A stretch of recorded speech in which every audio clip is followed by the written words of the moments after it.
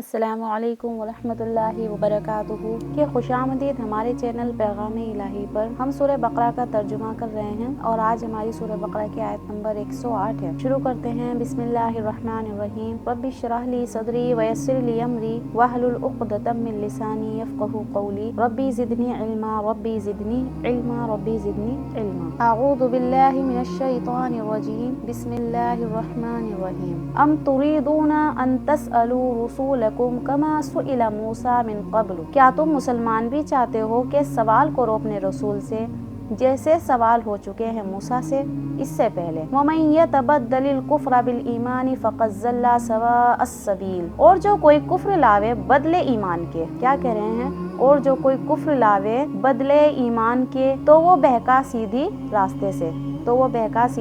راستے سے۔ دیکھو کیا کہہ رہے ہیں کہ بعض یہودی نے حضور اکرم صلی اللہ علیہ وسلم کی خدمت میں عناداً عرض کیا کہ جس طرح موسیٰ پر ایک ہی دفعہ توریت نازل ہوئی اسی طرح آپ صلی اللہ علیہ وسلم پر قرآن مجموعی طور پر لائے۔ کیا کہہ رہے ہیں؟ اسی طرح آپ صلی اللہ علیہ وسلم قرآن مجموعی طور پر لائے۔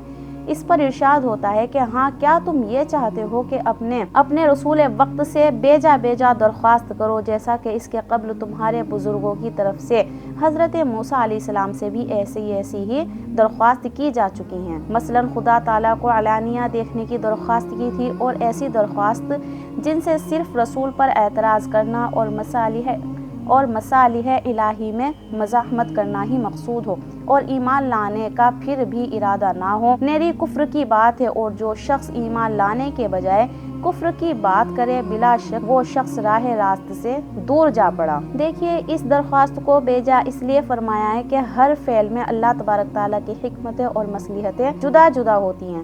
بندے کو اس میں تعین طریقے کا کیا حق ہے کہ وہ یہ کہے کہ یہ بات اس طرح ہو یا یہ بات اس طرح ہو۔ اگلی آیت ہے وَدَّ كَثِيرٌ مِّنْ أَهْلِ الْكِتَابِ لَوْ يَرُدُّونَكُم مِّن بَعْدِ إِيمَانِكُمْ كُفَّارًا۔ کہ دل چاہتا ہے بہت سے اہل کتاب کا کہ کسی طرح تم کو پھیر کر مسلمان ہوئے پیچھے کافر بنا دیں۔ کیا کہہ رہے ہیں کہ دل چاہتا ہے بہت سے اہل کتاب کا کہ کسی طرح تم کو پھیر کر مسلمان ہوئے پیچھے کافر بنا دیں۔ حَسَدًا مِّنْ عِندِ أَنفُسِهِم مِّن بَعْدِ مَا تَبَيَّنَ لَهُمُ الْحَقُّ۔ بسبب اپنے دلی حسد کے بعد اس کے ظاہر ہو چکا ان پر حق۔ فَاعْفُوا وَاصْفَحُوا حَتَّى يَأْتِيَ اللَّهُ بِأَمْرِهِ۔ سو تم درگزر کرو اور خیال میں نہ لاؤ جب تک بھیجے اللہ اپنا حکم۔ إِنَّ اللَّهَ عَلَى كُلِّ شَيْءٍ قَدِيرٌ۔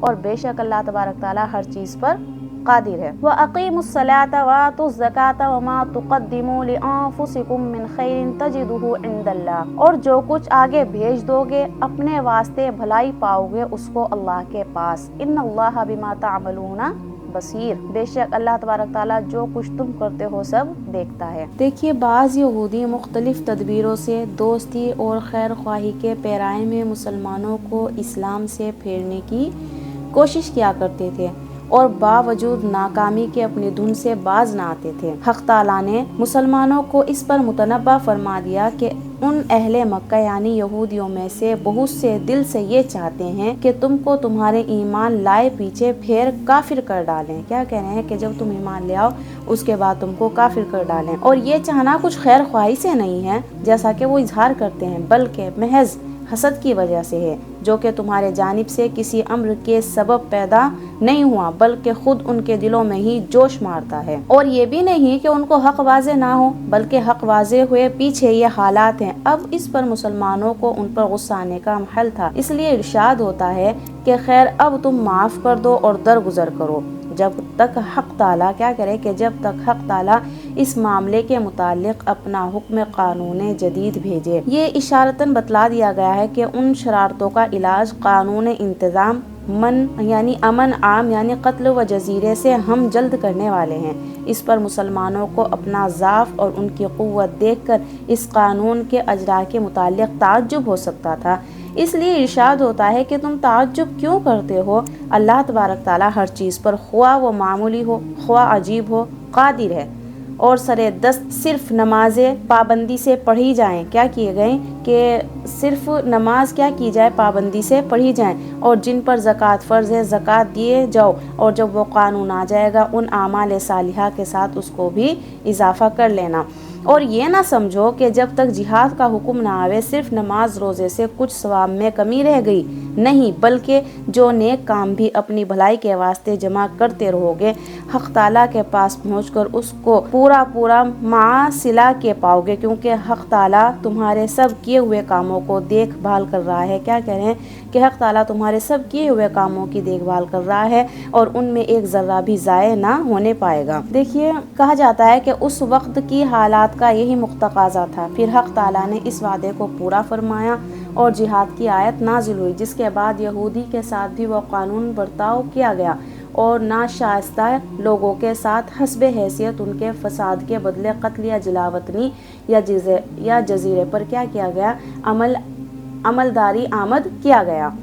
اگلی آیت ہے وَقَالُوا لَن يَدْخُلَ الْجَنَّةَ، اور کہتے ہیں ہرگز نہ جائیں گے جنت میں، إِلَّا مَنْ كَانَ هُودًا أَوْ نَصَارَىٰ، مگر جو ہوں گے یہودی اور نصرانی۔ تِلْكَ أَمَانِيُّهُمْ، کہ یہ آرزو باندھ لی ہے ان لوگوں نے۔ قُلْ، آپ فرما دیجئے، ہاتوا برہانکم، کہ لے آؤ سند اپنی، ان کنتم صادقین، اگر تم سچے ہو۔ بلا، کیوں نہیں، ما اسلم وجہہ للہ وہو محسن فلہ اجرہ عند ربہ، جس نے تابع کر دیا منہ اپنا اللہ کے اور وہ نیک کام کرنے والا ہو تو اس کے لیے ثواب اس کا اپنے رب کے پاس۔ کیا کہہ رہے ہیں، تو اس کے لیے ثواب ہے اس کا اپنے رب کے پاس۔ ولا خوف علیہم ولا هم یحزنون، اور نہ وہ ڈریں گے وہاں، یعنی نہ ان کو کوئی خوف ہوگا اور نہ ہی وہ غمگین ہوں گے۔ وقالت اليہود لیست النصارى على شیء وقالت النصارى لیست اليہود على شیء، اور یہود تو کہتے ہیں کہ نصارہ نہیں کسی راہ پر، اور نصارہ کہتے ہیں کہ یہود نہیں ہے کسی راہ پر۔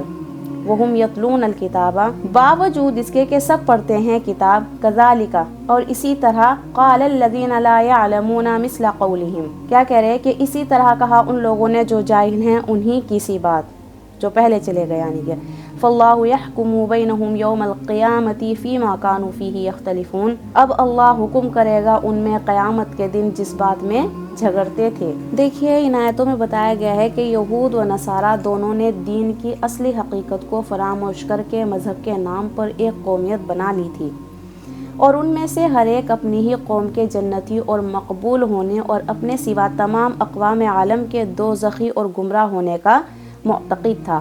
اس نامعقول اختلاف کا نتیجہ یہ نکلا کہ یہ مشرکین کو، کیا کہہ رہے کہ مشرکین کو یہ کہنے کا موقع مل گیا کہ عیسائیت بھی بے بنیاد اور یہودیت بھی بے اصل، حق و صحیح بس ہمارے بت پرست ہیں۔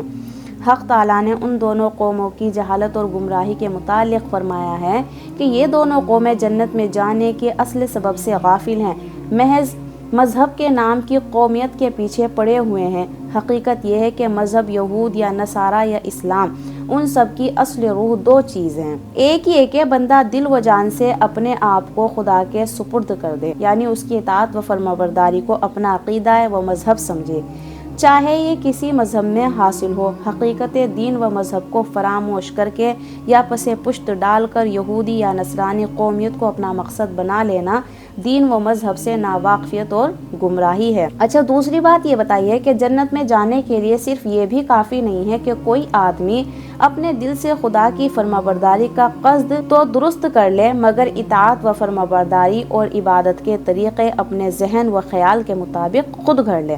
حالانکہ یہ ضروری ہے کہ عبادات و اطاعت و امتثال امر کے طریقے بھی وہی اختیار کرے جو حق تعالیٰ نے اپنے رسول کے ذریعے بتائے اور متعین کیے ہوں۔ دیکھیے، پہلی بات تو بلا من اسلمہ کے ذریعے اور دوسری وہ محسنون کے ذریعے واضح کی گئی ہے، جس سے معلوم ہوا کہ نجات اخروی اور دخول جنت کے لیے صرف قصد اطاعت کافی نہیں بلکہ حسن عمل بھی ضروری ہے، اور حسن عمل کا مصداق وہی تعلیم و طریقہ ہے جو قرآن و سنت رسول صلی اللہ علیہ وسلم کے مطابق ہو۔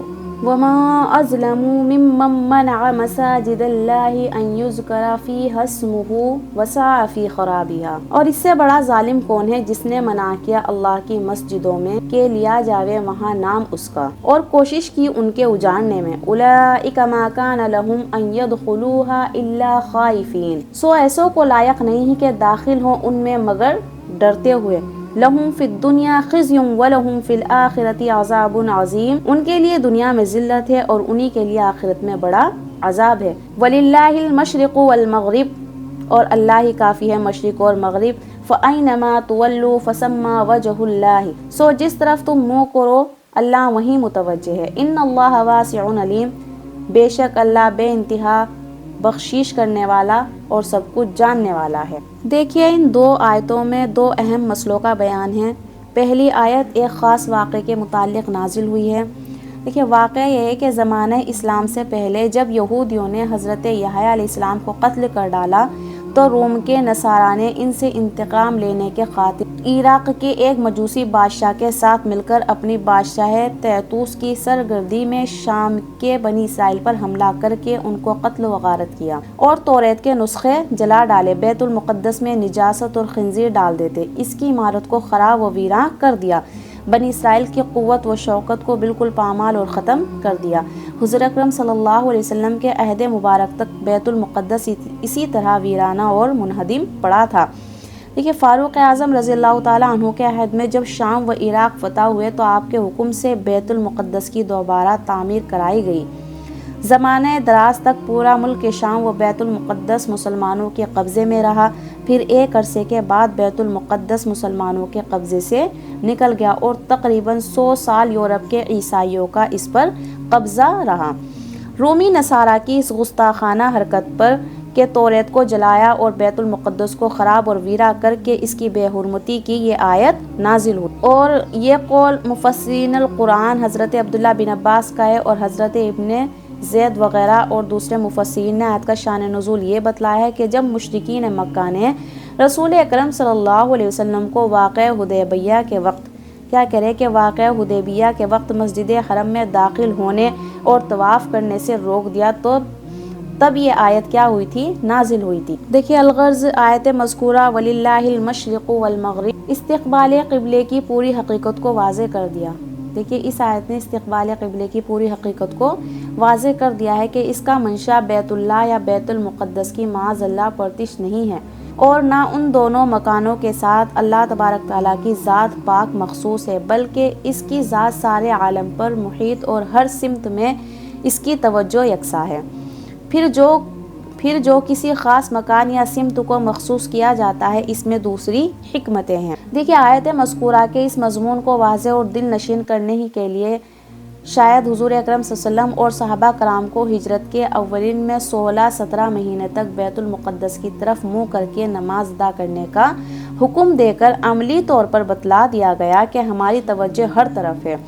اور نوافل میں اس حکم کو ہمیشہ کے لیے کیا کیا جائے؟ جاری رکھا کہ سفر میں کوئی شخص کسی سواری مثلاً اونٹ گھوڑے وغیرہ پر سوار ہو تو اس کو اجازت ہے کہ سواری پر بیٹھے ہوئے اشارے سے نفلی نماز پڑھ لیں، اور اس کے لیے قبلے کی طرف رخ کرنا بھی ضروری نہیں، جس طرف اس کی سواری چل رہی ہو اسی طرف رخ کر لینا کافی ہے. دیکھیے بعض مفسرین نے آیت فَإِنَّمَا تُوَلُّوا فَثَمَّ وَجْهُ اللَّهِ کو اسی نفلی نماز کا حکم قرار دیا ہے، مگر یاد رہے کہ یہ حکم صرف ان سواریوں کا ہے جن پر سوار ہو کر چلتے ہوئے قبلے کی طرف رخ کرنا دشوار ہے، اور جن سواریوں میں سوار ہو کر قبلے کی طرف رخ کر لینا دشوار نہیں جیسے ریل، پانی کا جہاز یا ہوائی جہاز، ان کا وہی حکم ہے جو حالات حضر میں رخ قبلے کا ہے.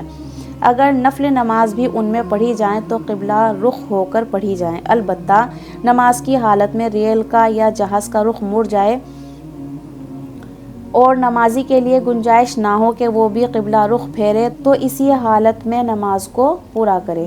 وَقَالُوا اتَّخَذَ اللَّهُ وَلَدًا، اور کہتے ہیں کہ اللہ رکھتا ہے اولاد. سبحانہ، وہ تو سب باتوں سے پاک ہے. بل لہ ما فی السماوات والارض، بلکہ اسی کا ہے جو کچھ ہے آسمان میں اور جو کچھ ہے زمین میں. کل لہ قانتون، سب اسی کے تابع دار ہیں. بدیع السماوات والارض، نیا پیدا کرنے والا ہے آسمان اور زمین کا.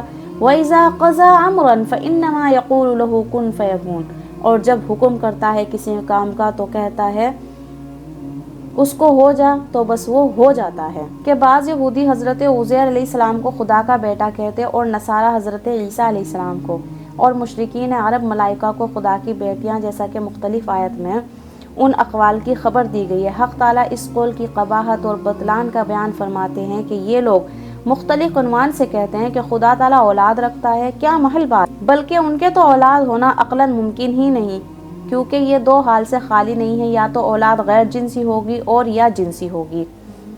اگر غیر جنسی ہو تب تو ناجنس اولاد ہونا عیب ہے، اور حق تعالیٰ عیب سے پاک ہے، اور عقلاً بھی ایسا ممکن نہیں۔ آگے بتایا جا رہا ہے کہ بلکہ اسی کا ہے جو کچھ ہے آسمان اور زمین میں، سب اسی کے تابع دار ہیں، اور نیا پیدا کرنے والا ہے آسمان اور زمین کا، اور جب وہ حکم کرتا ہے کسی کام کا تو وہ کہتا ہے ہو جا، تو بس ہو جاتا ہے، بحکم اللہ کے، یعنی اللہ تبارک و تعالیٰ کے حکم سے۔